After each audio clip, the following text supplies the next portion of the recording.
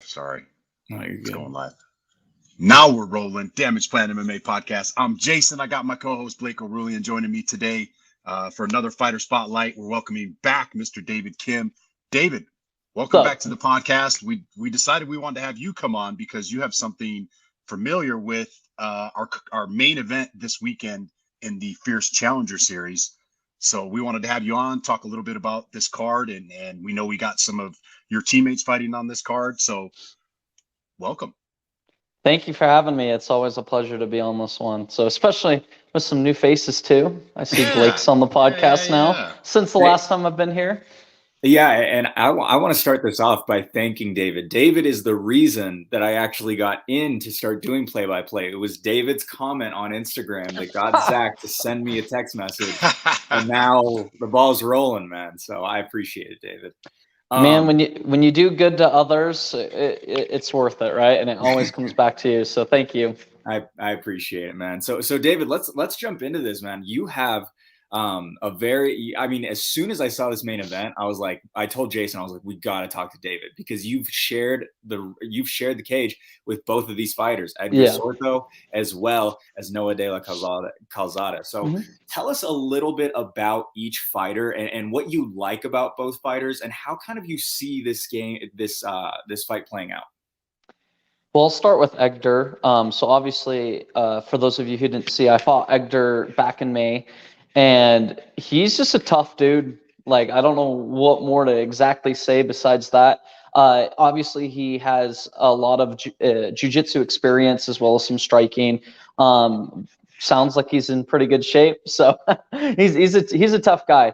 And I think that something that's lost a lot in MMA is the ability to just be tough. Like, we always talk about how good their striking is or their grappling or whatever it might be, but there's some of those intangible things that you really can't like teach. And I think Edgar has a lot of those things. It's similar in like wrestling culture, right? There might be some people that are more skilled or talented, but sometimes just like that will to win overcomes everything. And Edgar definitely has that. As far as Noah goes, now I fought Noah last October, so a year ago, and he is just an extremely talented athlete. There's just something very special about him when he gets in the cage. I think he's had to adjust a lot of things on the way, but his striking is phenomenal. His jiu-jitsu is like on another level. I still don't believe he's a purple belt in jiu-jitsu. He's definitely a black belt. So like the ability that he has to throw submissions and make you feel uncomfortable the entire time is just out of this world. So definitely pro level fight right here. Sorry. Go ahead. I was going to say, speaking of Noah, after his loss with you, he's rattled off three straight wins. Yeah, he's tough, man. Yeah, he's been on a win streak, and I believe all of them have either been by submission or stoppage. So he's definitely on the rise, and I'm hoping, fingers crossed, he can become a pro soon because he definitely deserves that. Well, that all being said, I know you're actually kind of pulling a Rocky III here.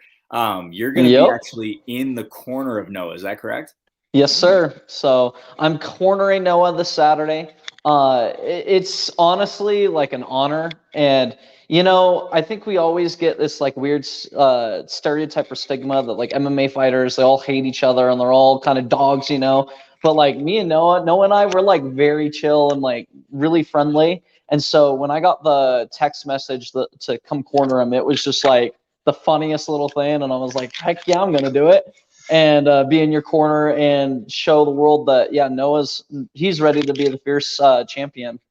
Yeah.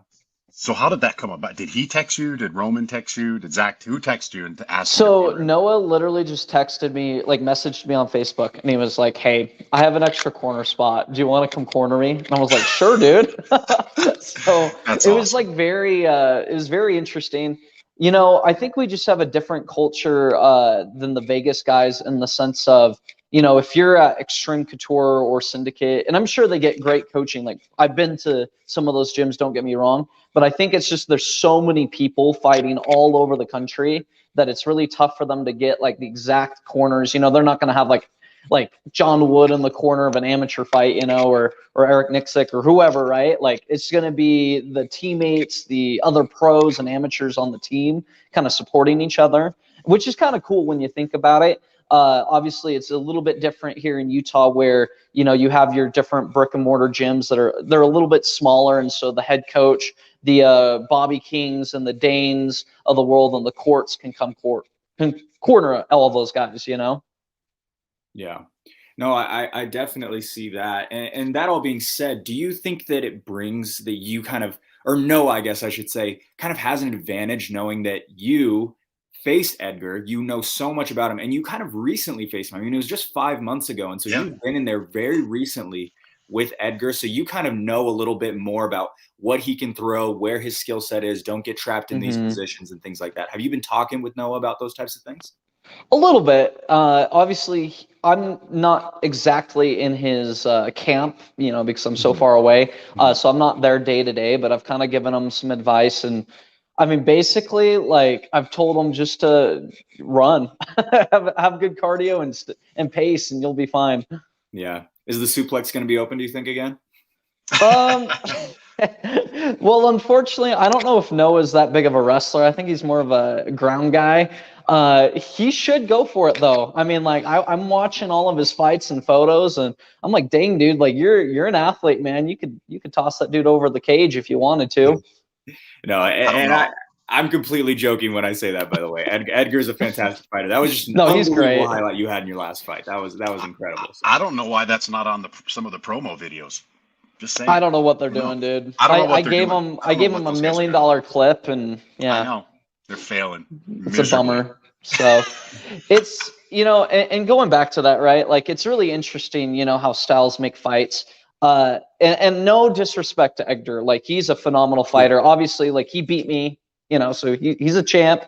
But Noah's just like a superior fighter. Like I'm sorry, guys. Like being in the cage with both of them, Noah was so difficult to deal with. Like I razor thin beat that guy in 3 rounds, and I always felt like I was uncomfortable, and you know he was just really dangerous. And Edgar's obviously a phenomenal fighter, but it was just a very different situation where you know I was kind of beating him up. I mean, one of the judges had it 30-25 going into the 4th, and then I just completely gassed. So obviously his game plan worked, but it was just a different situation. And I think Noah's going to be a little more prepared in his style of fighting. If you've ever watched some of his older fights, he's a very like slow starter, or not necessarily slow, but he just takes a minute to kind of get going. And he's a 5-round fighter, or like a pro fighter, you know, he's not meant for like the short 9 minutes. Yeah. Do you kind of attribute some of Edgar's skill to his durability, but also his high IQ, to be like, if he does come out fast, like I know he's going to have to gas at some point, considering that it was your first time in 5 rounds. Do you attribute any of that to him, or do you think it was just kind of luck of the draw and you weren't able to finish him in the time that before you started to kind of fade away a little bit? I 100% attribute the fact that he was able to stick in it to him. You know, like I think a lot of people would have just given up, you know, by the 4th round, just getting mauled. And so I 100% believe that like that was him. With that being said, I do think that I definitely laid an egg on that one. So I definitely dropped the ball on that. All right, well, let's jump into a couple of the other fighters on this card. Thank you so much for giving us so much insight. This is why we wanted to talk to you. This is exactly why we wanted to talk to you. Shared the cage with both. But let's talk about a couple of your teammates. You've got 6 Agima fighters fighting on this card. Yeah, I'm man. just curious how you see some of these fights playing out. Nicole Funga's fighting. Brendan Myers is making his debut. Leandro Lucione is coming back. We've also got, I'm trying to remember, Zack Hamilton, of course. Yeah, Spencer. Yeah, we've got Spencer and Allen, as well as Allen. So we've got a handful of different fighters on this card. Who are you looking forward to seeing step in that cage for maybe the first time, or not? You know, Zack or Nicole, who've been fighting pretty regularly for the last year or so. Well, before I say that, I do want a huge shout out to Dane and Amy for having their baby. So Aiden, congratulations. So I'm excited to see Dane corner now that he's a dad. That's the first thing. So that's the first person I want to see.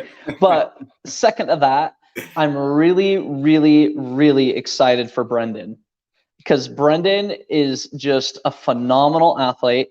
He's really quick, and he's one of those kids that, like, in the gym, he doesn't like go super hard. He's kind of playing around and having fun, but then in competition, he's very similar to me. He just turns it up really quick, and it's a part of that wrestling culture that he probably grew up in. So that one, and then obviously all the other fighters are great to watch, but someone to watch for their very first fight as well is Allen. Allen's a stud, man. That kid, he wrestled at Mountain View High School, went down to Dixie State, and ever since he came back up from their college wrestling program, he's just been a beast on the mats, both striking and grappling. No, he is very, very exciting. I mean, there's a handful of them that are super, that I'm super excited for. Personally training with a lot of those guys. Yep. I know Brendan is, I would say Brendan might be one of the hardest workers. I think he is there more than almost anyone in that gym. I mean, I agree. Constantly training. For the last 2 years, he has not left that gym, it seems like. And so very excited to see that one, as well as Nicole Funga. How do you see Zack Hamilton with this one? I know he got finished pretty quickly in his last fight for the amateur belt. How do you see that one playing out?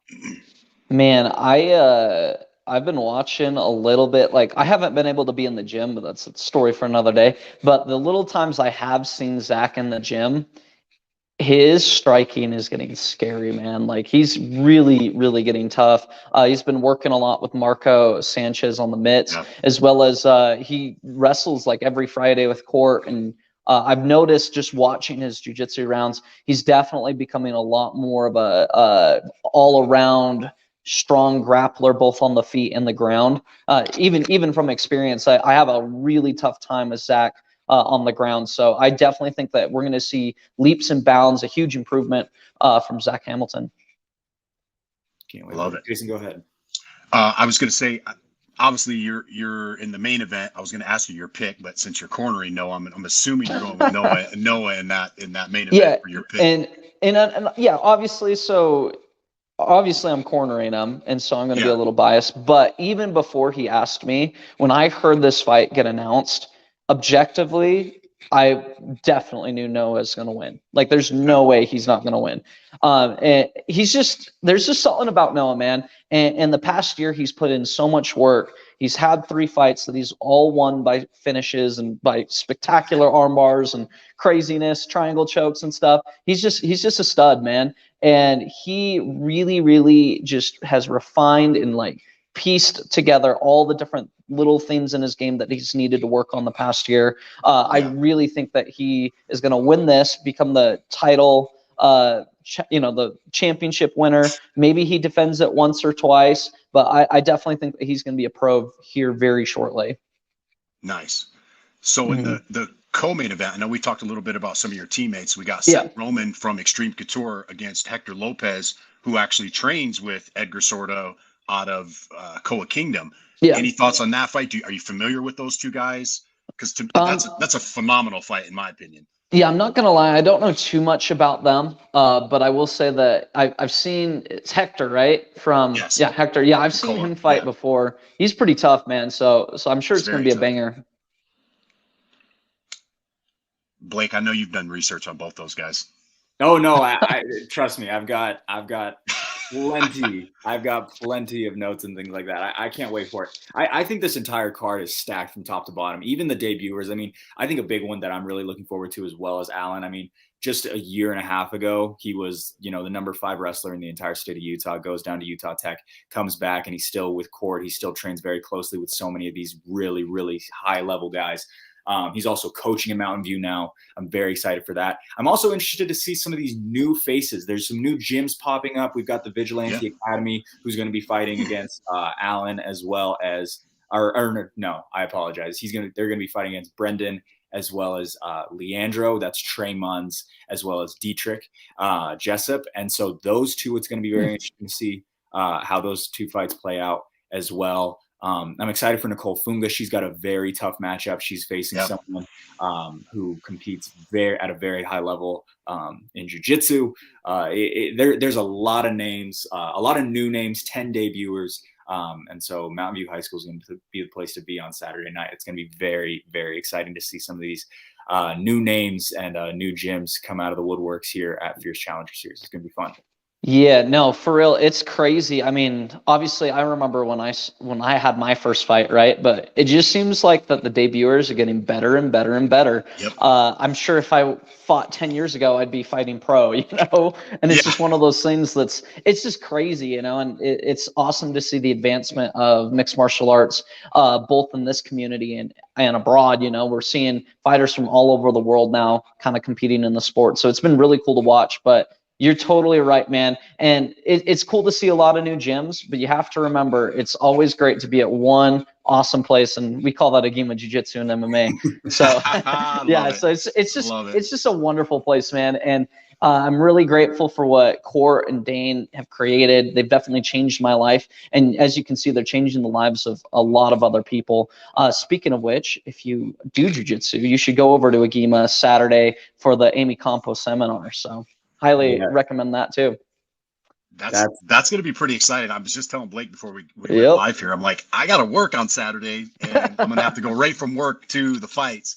I'm going to miss that amazing seminar that you guys are having down there. What a great opportunity for Utah Jiu-Jitsu to have a ADCC winner doing a seminar down there. So that's really awesome. Yeah, and it's for a good cause too. So definitely able to help support kids do martial arts. So any donations are welcome. Yep. Yes. So be fierce, be kind. Donations are on our website, fiercemma.com. I'm gonna try to have T-shirts there for sale. A little short notice. We'll see if we can make it happen before Saturday. But David, anything else? Any shout outs you want to give? Blake, you got any other questions? No, I'm good. Man, I just I wanted to say thank you to everyone. Obviously, I haven't been fighting in a minute. I've been crazy busy with work, and yeah, the bug's coming back. So I definitely need to get back into the gym, find my way in. I do work. If you guys didn't know, I manage 3 martial arts schools, so it's been a really busy time. But I love what I do, and I'm really grateful to be able to help so many people empower their lives through martial arts. And yeah, thank you for having me on. David, you're awesome, man. We will see you this Saturday, October 22nd. Yeah, we'll see you. High School Fierce Challenger Series. Get your tickets. David, can't wait to see you on Saturday, brother. Yeah, well, let's go, Noah. We